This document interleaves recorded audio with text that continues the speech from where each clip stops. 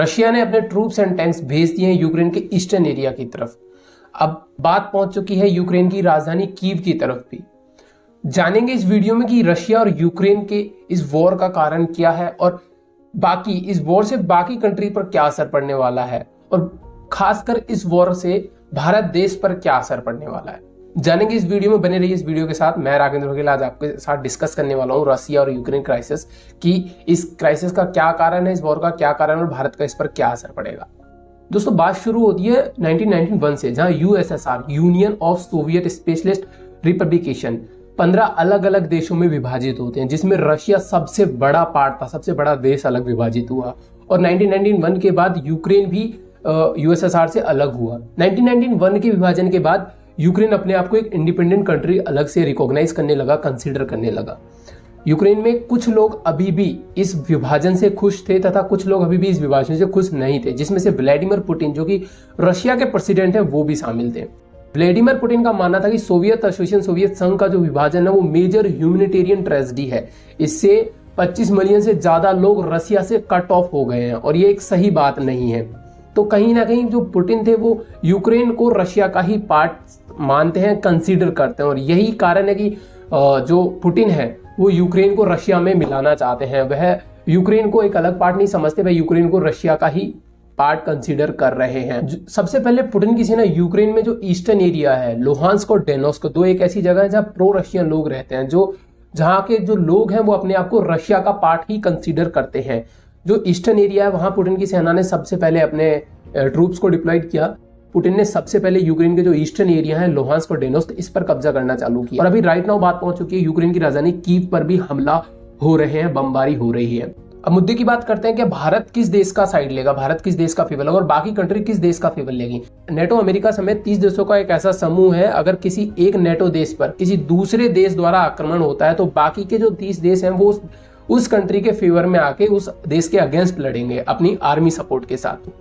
जो पुतिन है उन्होंने नेटो कंट्री के कुछ प्रेसिडेंट से बात करके यह प्रेशर डालने की कोशिश की है कि यूक्रेन को नेटो कंट्री में इंक्लूड ना किया जाए। अभी अगर यूक्रेन नेटो कंट्री में इंक्लूड हो जाता है तो हो सकता है कि बाकी नेटो कंट्री रशिया के अगेंस्ट आर्मी सपोर्ट के साथ लड़े, बट बाकी कंट्री अभी ऐसा नहीं चाहती, क्योंकि कोई भी कंट्री नहीं चाहती कभी वर्ल्ड वॉर हो।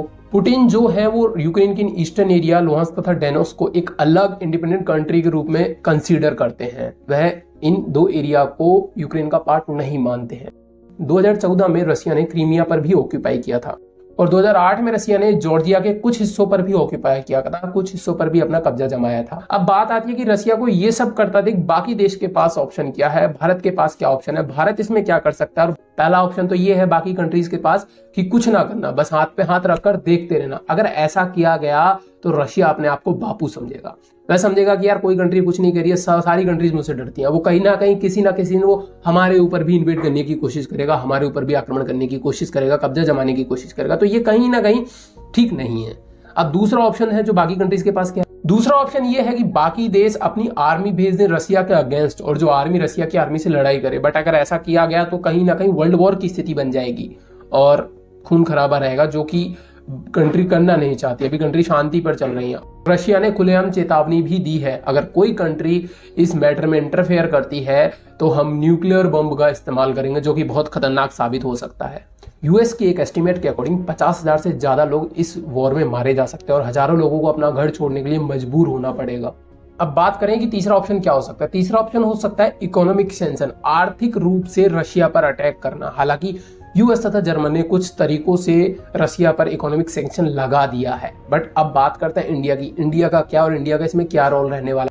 देखा जाए तो इंडिया कुछ चीजों के लिए रशिया पर बहुत ज्यादा डिपेंडेंट है। तो रशिया और यूक्रेन के इस वॉर से क्या इंडिया पर कितना असर पड़ेगा।